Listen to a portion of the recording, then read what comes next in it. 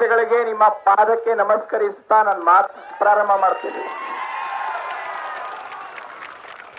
ಇವತ್ತು ನಾವು ಸುಮ್ನೆ ಆಟ ಆಡೋದ್ ಕೆಲಸ ಮಾಡಕ್ ಬರ್ತಾ ಇಲ್ಲ ಇಲ್ಲಿ. ಸುಮ್ನೆ ಏನೋ ನಮ್ಗೆ ಟೈಮ್ ಪಾಸ್ ಮಾಡಕ್ ಬರೋಕೆ ಹೋರಾಟ ಮಾಡ್ತಾ ಇಲ್ಲ ಇಲ್ಲಿ.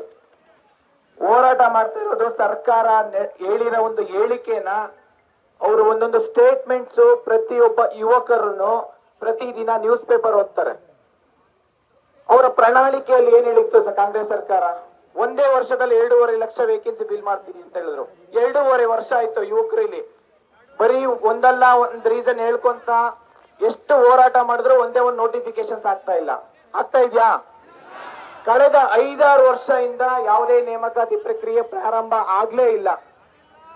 5-6 ವರ್ಷ ಯಾಕೆ ಹೇಳ್ತೀನಿ ಅಂತಂದ್ರೆ, 2 ವರ್ಷ ಕೋವಿಡ್ ಆಯ್ತು, 2 ವರ್ಷ ಎಲ್ರಿಗೂ ಸರ್ವೇ ಸಾಮಾನ್ಯ ಇಡೀ ಆಲ್ ಓವರ್ ಎಂಟೈರ್ ವರ್ಲ್ಡ್ಗೆ ನಮ್ಮ ಎಂಟೈರ್ ವರ್ಲ್ಡ್ಗೆ ಏನಂತಂದ್ರೆ ಒಂದು ಕೋವಿಡ್ ಅಂತ ಒಂದು ಮಹಾಮಾರಿ ಇತ್ತು, ಅದು ಎಕ್ಸೆಪ್ಷನ್. ಅದಾದ್ಮೇಲೆ 1 ವರ್ಷ ಎಲೆಕ್ಷನ್ ಇಯರ್, ಅದಾದ್ಮೇಲೆ 1.5 ವರ್ಷದಿಂದ ಒಳ ಮೀಸಲಾತಿ ಅಂತ ನೆಪ ಇಟ್ಕೊಂಡು ಒಂದೇ ಒಂದು ನೋಟಿಫಿಕೇಶನ್ಸ್ ಮಾಡಿಲ್ಲ. ಮಾಡಿದಾರಾ? 1.5 ವರ್ಷ. ನಾನು 1.5 ವರ್ಷದಿಂದ ಮಾನ್ಯ ಮುಖ್ಯಮಂತ್ರಿ ಸಿದ್ದರಾಮಯ್ಯ ಸರ್ಗೆ ನಾಗಮೋಹನ್ ದಾಸ್ ಸರ್ ಹತ್ರ ಹೋಗಿ ಮನವಿ ಮಾಡ್ಕೊಂಡೆ, ಸರ್ ಒಳ ಮೀಸಲಾತಿಯಿಂದ ಯಾವುದೇ ನೇಮಕಾತಿ ಪ್ರಕ್ರಿಯೆ ತಡೆ ಹಿಡಿಯೋದು ಬೇಡ ಅಂತ ಹೇಳಿ. ಹೌದು, ನೇಮಕಾತಿಗೂ ಒಳ ಮೀಸಲಾತಿಗೂ ಸಂಬಂಧನೇ ಇಲ್ಲ ಅಂತ ಹೇಳಿದ್ರು.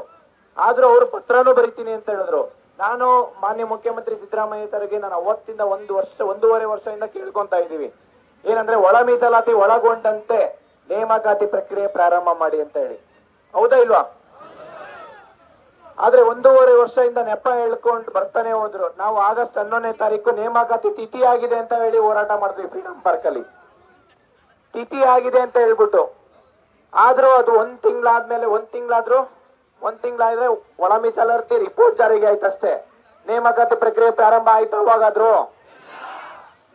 ಅದಾದ್ಮೇಲೆ ತಿರ್ಗಾ ಮತ್ತೆ ನಾವು ಸೆಪ್ಟೆಂಬರ್ 25ನೇ ತಾರೀಕು ಧಾರವಾಡದಲ್ಲಿ ಹೋರಾಟ ಮಾಡ್ಬೇಕು ಅಂತ ಹೇಳಿ ಎಲ್ಲಾ ವಿದ್ಯಾರ್ಥಿಗಳು ಡಿಸೈಡ್ ಮಾಡಿದ್ವಿ. ಹೌದಾ? ಇಡೀ ದೇಶಕ್ಕೆ ಗೊತ್ತಾಯ್ತು ನಮ್ಮ ವಿದ್ಯಾರ್ಥಿಗಳ ಶಕ್ತಿ ಏನು ಅಂತ ಹೇಳಿ. ಧಾರವಾಡದಲ್ಲಿ ತೋರ್ಸಿದೀವ ಇಲ್ವಾ? ಆದ್ರೆ